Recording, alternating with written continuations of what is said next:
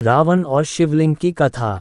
रावण, जो लंका का राजा और भगवान शिव का परम भक्त था, अपनी शक्ति को और बढ़ाने के लिए भगवान शिव को प्रसन्न करना चाहता था। उसने कठोर तपस्या शुरू की।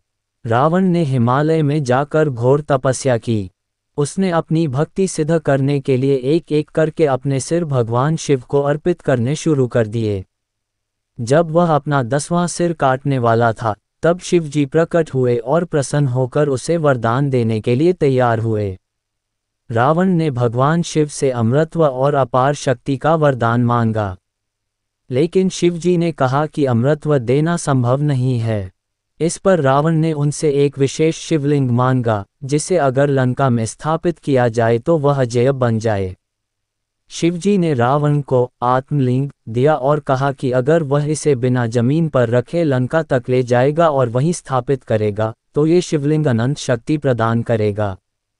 रावण शिवलिंग लेकर लंका की ओर चला, लेकिन देवताओं को चिंता हुई कि यदि यह शिवलिंग लंका में स्थापित हो गया तो रावण को हराना असंभव हो जाएगा। सभी देवता भगवान विष्णु के पास गए। तब विष्णु जी ने गणेश जी को इस समस्या का समाधान करने को कहा। जब रावण रास्ते में आया तो उसे शाम के समय संध्या वंदन के लिए रुकना पड़ा। वह चिंतित था कि शिवलिंग को जमीन पर न रखे, इसलिए उसने आसपास किसी को बुलाया जो कुछ समय के लिए शिवलिंग को पकड़ सके। तभी गणेश जी एक छोटे बालक के रूप में प्रकट हुए।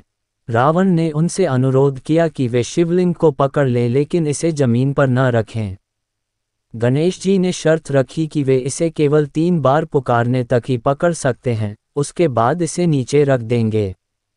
रावण संध्या वंदन करने चला गया और गणेश जी ने चालाकी से 3 बार जल्दी जल्दी रावण को पुकारा। जब रावण समय पर नहीं आया तो गणेश जी ने शिवलिंग को वहीं पर रख दिया। जब रावण वापस आया तो उसने देखा कि शिवलिंग जमीन पर रखा हुआ था। उसने पूरा बल लगाया, लेकिन शिवलिंग को उठा नहीं पाया। क्रोधित होकर रावण ने शिवलिंग पर प्रहार किया और जोर से दबाने की कोशिश की, लेकिन वह टस से मस नहीं हुआ। हताश होकर उसने शिवलिंग के पास पूजा की और वापस लंका चला गया। यही शिवलिंग आज बैद्यनाथ ज्योतिर्लिंग झारखंड में देवघर के रूप में प्रसिद्ध है। कहा जाता है कि यह शिवलिंग 3 भागों में बंट गया और इसका एक हिस्सा महाराष्ट्र के गुहागर में भी स्थित है, जिसे हिडिंबा शिवलिंग कहा जाता है। इस कथा से यह शिक्षा मिलती है कि अत्यधिक अहंकार और शक्ति की लालसा भी हार का कारण बन सकती है। भगवान शिव भले ही भक्तों को वरदान देते हैं, लेकिन उनकी शक्ति का उपयोग धर्म और भलाई के लिए किया जाना चाहिए।